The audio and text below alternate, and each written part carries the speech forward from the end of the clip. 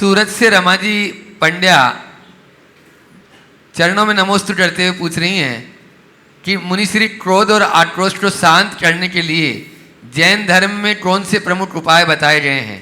क्या हम इन्हें दैनिक जीवन में आसानी से अपना सकते हैं?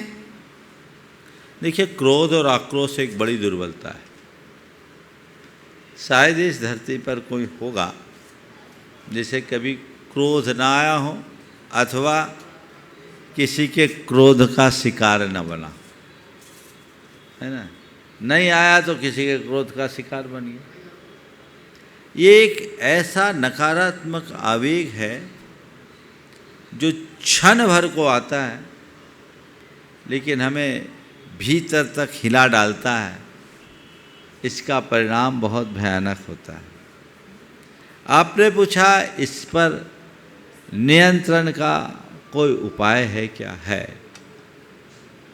हमारे यहाँ कहा उपशमेन हने को हम, उपशम भाव से क्रोध को शांत करो, यानी नियमित क्षमा भाव की भावना भाव क्या रखो? क्षमा की भावना। क्षमा की भावना मतलब कोई कुछ कह दे, ठीक है मुझे क्षमा करना है, मुझे क्षमा करना है, मुझे क्षमा रखनी है, मुझे क्षमा करना है, ये भाव अपने मन में भाव। तो कोई क्रोध का निमित्त आएगा तो उसकी जगह क्षमा के संस्कार उभर जाएंगे। 4 बातें आप सबसे कहूँगा। अपने क्रोध को नियंत्रित करना चाहते हैं तो पहली बात, क्षमा की भावना भाएं। जितना बने क्षमा क्षमा क्षमा क्षमा। मुझे क्रोध नहीं करना ये नहीं बोलना, मुझे क्षमा रखना, मुझे शांत रहना है।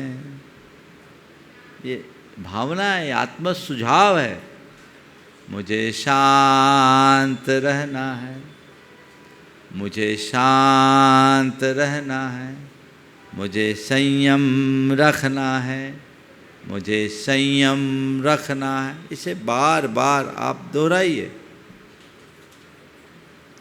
आपका क्रोध काफ़ी अर्थ में नियंत्रित होगा। दूसरी बात, सकारात्मक सोचिए। कोई कुछ बोले, अनुचित व्यवहार और अनुचित प्रसंग पर क्रोध आता है। आता है।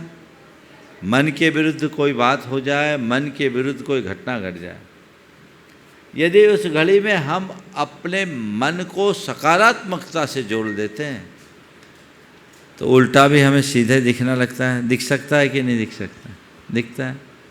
तो जब उल्टा सीधा दिखने लगे तो क्रोध आएगा क्या? बोलो। हाँ, सोच को सकारात्मक बनाने का प्रयत्न हमेशा रखें। यदि हमारी सोच सकारात्मक होगी तो परिणाम अपने आप अच्छा आएगा। तीसरी बात, चीज़ों को नज़रअंदाज करना सीखिए। कोई कुछ बोल दे, इग्नोर करो, तुरंत प्रतिक्रिया मत करो, सुनकर अनसुना करो। ये अभ्यास कर सकते हैं। इग्नोर करो। नज़रअंदाज करेंगे, कोई बात को सुन करके अनसुना कर दोगे, हंस करके टाल दोगे तो फिर गुस्सा आएगा क्या? बोलो। हाँ, आएगा। एक अपार्टमेंट में एक दंपति रहते थे, उनके फ्लैट से हमेशा हंसी की आवाज़ आती, हमेशा हंसी की आवाज़ आती। कुछ लोगों को बड़ा अटपटा लगा कि भैया ये क्या मामला है, इनमें कभी कुछ गड़बड़ खटपट नहीं होती क्या? जब चाहे तो हंसते हैं। एक ने पूछ लिया, क्या बात है भाई, तुम्हारे यहाँ जब भी आती है तो केवल हंसी की आवाज़ आती है, तुम लोगों को झगड़े वगड़े नहीं होते, हंसते क्यों? हंसी का क्या राज है? बोले क्या बताओ, मेरी धर्मपत्नी बड़ी गुस्सैल है। मेरी धर्मपत्नी बड़ी गुस्सैल है। तो गुस्सैल है तो उसमें हंसने का क्या राज? बोले यही तो राज की बात। धर्मपत्नी गुस्सैल है, इसमें हंसने का क्या राज? बोले यही तो राज की बात है। बोले क्या बात है? बोले जब उसको गुस्सा आता है तो गुस्से में आके एक एक सामान उठा के फेंकती है, मेरे ऊपर फेंकती है।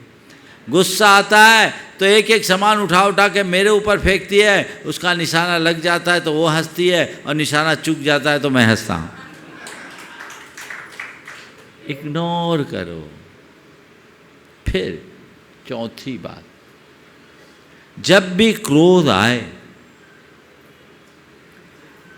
क्रोध निकल जाने के बाद आप प्रतिक्रमण करो। मैंने क्रोध किया, आवेग में आकर मैंने गलत बयानी कर दी, मैंने गलत टिप्पणी कर दी, गलत वचन कह दिया, मुझे ये नहीं करना चाहिए था, मेरा ये कृत्य मिथ्या हो, मैं उससे क्षमा मांगता हूँ, उससे क्षमा करता हूँ। और हो सके तो सामने वाले को तत्काल संपर्क करके कहो, भैया थोड़ा आउट ऑफ कंट्रोल हो गया था, गुस्से में निकल गया, माफ़ करना, इस बात को यहीं ख़त्म करो।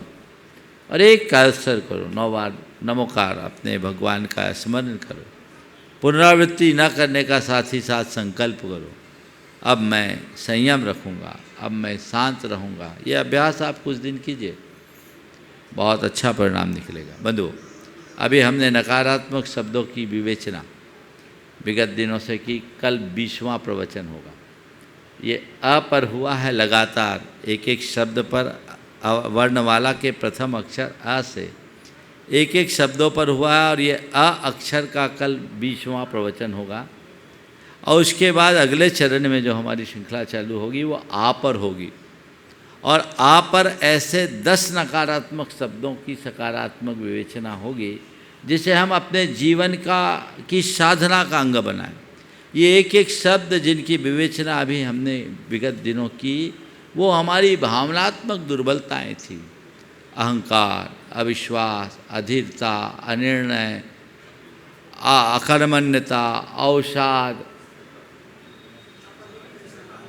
हाँ आप लोगों से अश्रद्धा, अरुचि, अनिर्णय, अस्वीकृति, ये जितने चीज़ें थी वो 20 हुए, कल 20वां होगा। और उसमें हमने प्रतिदिन आपको अलग अलग तरीके से एक साधना बताई। अगर आप चाहें और नियमित अभ्यास करें तो एक एक करके अपनी हर दुर्बलता को दूर कर सकते हैं। तो ये हमारी अपनी भावनात्मक दुर्बलताएं हैं, इसे हम अपने भावनाओं के बदौलत ही दूर कर सकते हैं। हमें तत्परता से ऐसा प्रयास करना चाहिए।